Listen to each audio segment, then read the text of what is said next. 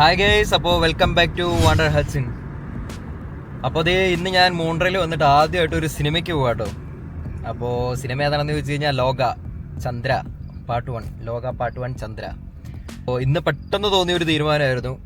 അപ്പോൾ കമ്പനിയിൽ ഇരുന്ന് കഴിഞ്ഞ് കഴിഞ്ഞപ്പോൾ ഞാനിങ്ങനെ ആലോചിച്ച് ഞാനൊരു ഫോൺ കോളിലായിരുന്നു. അപ്പോൾ പെട്ടെന്ന് ഞങ്ങളിങ്ങനെ ആ സിനിമയെ പറ്റി ഇങ്ങനെ സംസാരിച്ചുകൊണ്ടിരുന്നപ്പോഴാണ് ഞാൻ ആലോചിച്ചത്, ഇന്നലെ കൂട്ടുകാർ ഇവിടെ വന്നിട്ടുണ്ടായിരുന്നു. അപ്പോൾ അവരും ഇങ്ങനെ സിനിമയ്ക്ക് പോകണമെന്ന് ഇങ്ങനെ പറഞ്ഞിട്ടുണ്ടായിരുന്നു.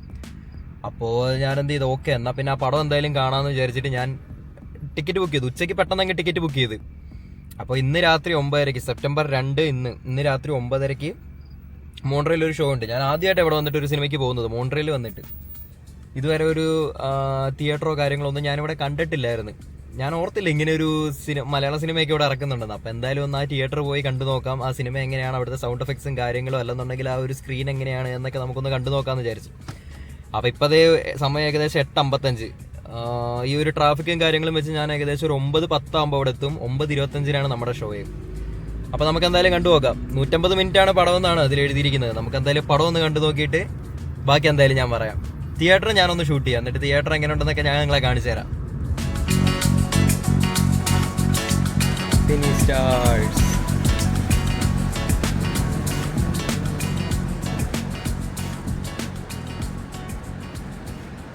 ഈ ഒരു സെറ്റപ്പ് കൊള്ളാം കേട്ടോ. എന്ന് വെച്ച് കഴിഞ്ഞാൽ ഞാൻ വന്നു, സ്കാൻ ചെയ്തു, ടിക്കറ്റ് എടുത്തു.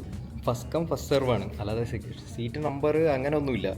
നമ്മൾ വരുന്നു, ഏറ്റവും നല്ല പൊസിഷൻ ആർക്ക് വേണോ അവർ ആദ്യം വരണം. ആദ്യം വന്ന് സീറ്റ് കയറിയിരിക്കുന്നവർക്ക് നല്ല പൊസിഷൻ കിട്ടും, അങ്ങനെയാണ്. അപ്പോൾ ഇതായിരുന്നു ടിക്കറ്റ് കണ്ടോ, ഇത്രേ ഉള്ളൂ.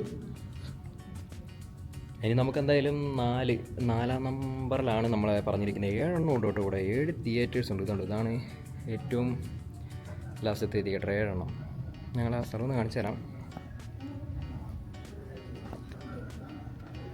കണ്ടോ, ഇതൊക്കെ തിയേറ്റേഴ്സാണ് അവിടെ കാണുന്ന എല്ലാം. പിന്നെ അത് നമുക്ക് വെള്ളമൊക്കെ കുടിക്കാൻ പറ്റുന്ന പോലത്തെ വെള്ളമൊക്കെ വാങ്ങാനുള്ള കടകൾ, ഇതെല്ലാം തിയേറ്ററുകൾ.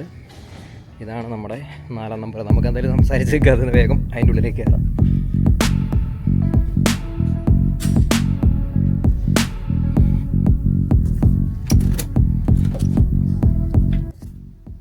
ഇവിടെ ഇപ്പം ഞാൻ മാത്രമുള്ളല്ലോ സിനിമ കാണാൻ വേണ്ടി. പിന്നെ എൻ്റെ പുറകിൽ ഒരു 2-3 പേരും കൂടെ ഉണ്ട്, ഭാഗ്യവും. എന്തായാലും നല്ല സമാധാനത്തിൽ സിനിമ കാണാം, അടിപൊളിയായിട്ട്.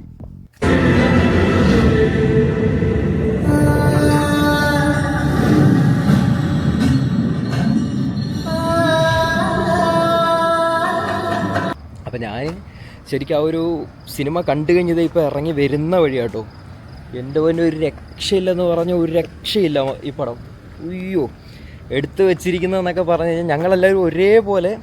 ഞാൻ ആ തിയേറ്ററിൽ കയറി കഴിഞ്ഞപ്പോൾ ഞാൻ ഒറ്റയ്ക്കായിരുന്നു. പക്ഷെ ഒരു 5 മിനിറ്റ് കൊണ്ട് ആ പടം തുടങ്ങിയ ആ ഒരു സമയം കൊണ്ട് എല്ലാവരും കൂടെ ഒരുമിച്ചങ്ങ് വന്നു. എന്നാലും നിറഞ്ഞില്ല, പകുതിയോളം ആൾക്കാരുണ്ടായിരുന്നു. അയ്യോ, പിന്നെ ഉള്ള സമയം എന്ന് പറഞ്ഞു കഴിഞ്ഞാൽ ഓരോരുത്തർ ഇൻട്രൊഡ്യൂസ് ചെയ്യുന്ന ആ ഒരു ഭാഗങ്ങളായിക്കോട്ടെ എല്ലാം പൊളിച്ചടുക്കി വെച്ചിട്ടുണ്ട്, നല്ല രീതിയിൽ തന്നെ എടുത്തു വെച്ചിട്ടുണ്ട് പടം. പിന്നെ കോമഡികളൊക്കെ പറയണ്ട കേട്ടോ, കോമഡികളൊക്കെ നല്ല കോമഡികളാണ്. ശരിക്കും എൻജോയ് ചെയ്യാൻ പറ്റുന്ന പോലത്തെ കോമഡി, അല്ലാതെ നമുക്ക് ചുമ്മാ ഒന്ന് ചിരിച്ച് തള്ളാം എന്നുള്ള രീതിയിലല്ല. നമുക്ക് ശരിക്കും ആ ഒരു ഫീല് കിട്ടുന്നുണ്ട് ആ ഓരോ കോമഡിയിലും. അപ്പോൾ ഞാൻ ഒരു ചിരിച്ചിങ്ങനെ വരുമ്പോഴേക്ക് ബാക്കി എല്ലാവരും കറക്റ്റായിട്ട് ചിരിക്കാൻ തുടങ്ങിയിട്ടുണ്ടാവും. അപ്പോൾ എല്ലാവരും ഒരേപോലെ ഫീൽ ചെയ്യായിരുന്നു ആ പടം.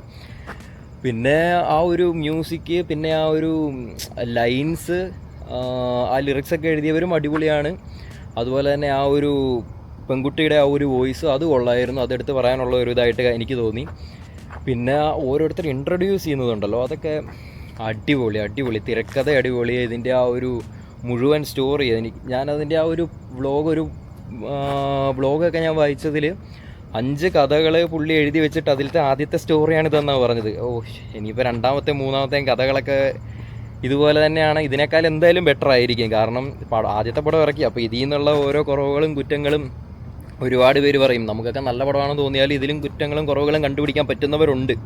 മീൻസ് അത് ഒരുപാട് അറിവുള്ളത് കൊണ്ടാണ് അവർക്ക് കണ്ടുപിടിക്കാൻ പറ്റുന്നത് ചിലപ്പം. അപ്പോൾ അങ്ങനെയുള്ളവർ പറയുന്ന കാര്യങ്ങൾ ഈ ഡയറക്ടറാണെന്നുണ്ടെങ്കിലും ഈ സിനിമയ്ക്ക് വേണ്ടി വർക്ക് ചെയ്ത എല്ലാവർക്കും അതിൽ നിന്ന് കുറേ കാര്യങ്ങൾ ഉൾക്കൊള്ളുകൊണ്ട് അടുത്ത പടം ഇതിലും ബെറ്റർ ആക്കാൻ പറ്റുമെന്ന് നമുക്ക് വിചാരിക്കാം. എന്തായാലും നമ്മളെല്ലാവരും വെയിറ്റിങ്ങിലാട്ടോ അടുത്ത പടത്തിന് വേണ്ടി. കൊള്ളാം, നല്ല പടം, അടിപൊളിയായിട്ട് എടുത്തു വെച്ചിട്ടുണ്ട്. എല്ലാവരും പോയി കാണണം കേട്ടോ, എല്ലാവരും പോയി കാണണം. ഈ പടം ഒന്ന് മിസ്സാക്കരുത്. കാരണം ഇപ്പോൾ മലയാള സിനിമയൊക്കെ വേറൊരു ലെവലിലേക്ക് പോയിക്കൊണ്ടിരിക്കുകയാണ് എന്ന് തെളിയിക്കുകയാണ് ഇപ്പോൾ ഈ ഓരോ പടം കൊണ്ട്. അപ്പോൾ അതുപോലെ തന്നെ മലയാളം പടം ഇപ്പോഴാണെന്നുണ്ടെങ്കിലും ഇതുപോലെ ഒരെണ്ണം വന്നു. ഇപ്പം വല എന്ന് പറഞ്ഞൊരു വേറൊരു പടം വരുന്നുണ്ടല്ലോ, അതും ഈ ഒരു ജോണറിൽ ഇങ്ങനെ അങ്ങ് പോകുന്നു. ഇതും ഇതുപോലെ തന്നെ വരട്ടെ. 2 പടങ്ങളും മലയാളം സിനിമ എന്ന് തന്നെ നമുക്ക് പറയാം. മലയാളം സിനിമ ഇതുപോലെ തന്നെ മുന്നോട്ട് പോട്ടെ. ഇനിയും ഓരോ പടി മുന്നോട്ട് തന്നെ വെച്ചടി കയറ്റമായിട്ട് ഇങ്ങനെ പോയിക്കൊണ്ടേയിരിക്കട്ടെ. എന്തായാലും കൊള്ളാം. അങ്ങ് വളർന്ന് വരട്ടെ. നമ്മുടെ എല്ലാവരുടെയും സപ്പോർട്ട് നമ്മൾ ഈ സിനിമയ്ക്ക് കൊടുക്കണം കേട്ടോ. കൊള്ളാം, നല്ല പടം, എല്ലാവരും കണ്ടിരിക്കുക. ഈ പടം ഒന്നും തിയേറ്ററിൽ മിസ്സാക്കാതിരിക്കുക എന്നേ ഞാൻ പറയത്തുള്ളൂ. എന്തോ ഭാഗ്യം കൊണ്ട് എനിക്കിത് തിയേറ്ററിൽ കാണാൻ പറ്റി. ഇന്ന് മിസ്സാക്കാതിരിക്കുക, എല്ലാവരും പോയി കാണുക. അപ്പോൾ എനിക്കെന്തായാലും ഭയങ്കര ഇഷ്ടപ്പെട്ടു. ഇതെൻ്റെ ഒരു പേഴ്സണൽ റിവ്യൂ ആണ്.